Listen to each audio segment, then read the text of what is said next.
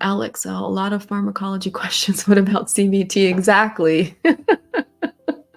I get a lot of the pharm questions because my channel is a lot about medications, and that's kind of what the audience, you guys have been wanting, is a lot of that. And my holistic playlist doesn't really get a lot of cred or visibility, whereas all the medication videos do. And so that's why. But yeah, CBT, like I was saying, with Daniel, he's a CBTI, certified, therapist, and does sleep coaching, and that uses cognitive behavior therapy. And like I said earlier, when I was answering those comments about the anxiety post benzo withdrawal, a lot of this is fear based, right? And you have created pathways that now we naturally go to fear and negativity as a defense mechanism, like as a protective, I guess I would say, mechanism. But when you're in the throes of benzo withdrawal or post withdrawal and you're still experiencing, like you're off the med and it's still happening, those tracks, those pathways become stronger. That fear signaling is much stronger. It's more heightened, right? And your nervous system, like I was saying too, gets hijacked with all of that. So there's a lot going on now. We don't completely understand it all. I mean, we have this terminology that tries to explain it all, the benzo-induced neurological dysfunction, but we really don't understand it all. Like we haven't observed all of the brains of people who have been injured by, benzos and even other medications, because it's not just benzos that can cause this. But yeah, CBT therapy, cognitive behavior therapy, very helpful because you're unlearning, you're learning to unlearn and rewire the brain to think differently. But the thing is, and why a lot of people want the medication, what about this med, what about that med, what about this med, is because they don't want to do the work that is required for CBT to be successful, and the time. Everything's about instant. And again, that goes back to our society, the instant fix society. And that's what we're in. And so when we're looking at this whole system, I guess we want to call it, of psychiatry, this whole medical model, I guess, it's medicine driven because that's what the consumer is asking for.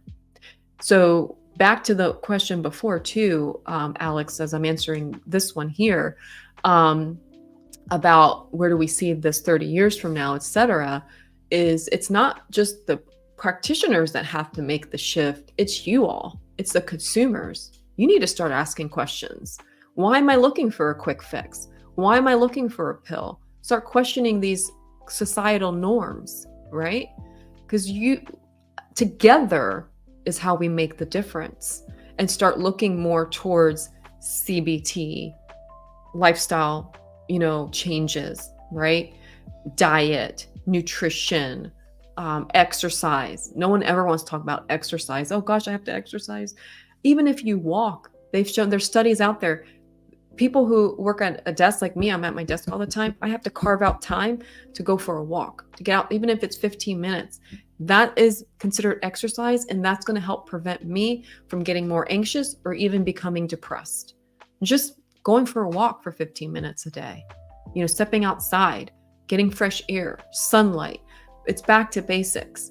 But most of us don't want to do that. We don't want to look internally and say, maybe, we've kind of created this monster that's going on, the rumination, the fear. How do I uncreate it, right? We don't want to ask that question, like, how do I undo this? Because it takes work. And then some of us have a lot of fear of even stepping outside, and then there's that agoraphobia. That again was created from fear. And oftentimes that is fear of what's going on with the benzo withdrawal or the antidepressant withdrawal, et cetera, that kind of paralyzes us, or even fear of trauma that paralyzes us. So yeah, it's complicated. It's multifactorial, but as a society, we all have to start looking outside of pharmaceuticals and looking outside of that as the end all be all quick fix. And remember, it took for most of us a long time to get to where we are. So we can't expect in an instant things are going to miraculously recover and be perfect. It's going to take probably just as long to heal and go on that healing journey. GGC, if on 40 milligrams of Remeron and it's not having the effects of increased appetite, should the dose be lowered to 7.5 or 15 to have the drowsiness and appetite? Yeah, okay, so good question. And I have a video on mirtazapine about this. So lower dosages are going to have more of the sedating effects. You're targeting more of the histamine here. But yeah, absolutely, that's going to help with not so much. I'm not sure about the increased appetite you'll get in any dose. Maybe I guess a little bit more. 45, I'm guessing because you are getting more norepinephrine there, which can maybe hinder the appetite a little bit. So theoretically speaking, I guess so. 7.5 to 15 milligrams. Yeah, definitely going to get more sedation with the lower dosages. Absolutely. And I'm guessing, yeah, increased appetite, especially if you're up to 45 of Remeron now. What if SSRI doesn't work for anxiety? Yeah, so if SSRIs aren't working for anxiety, again, like I've been mentioning, and you probably are familiar with this theme by now. Did you do your homework and look underneath the hood? Did you look for your maybe nutritional deficiencies, inflammation markers, maybe your thyroid, estrogen dominance?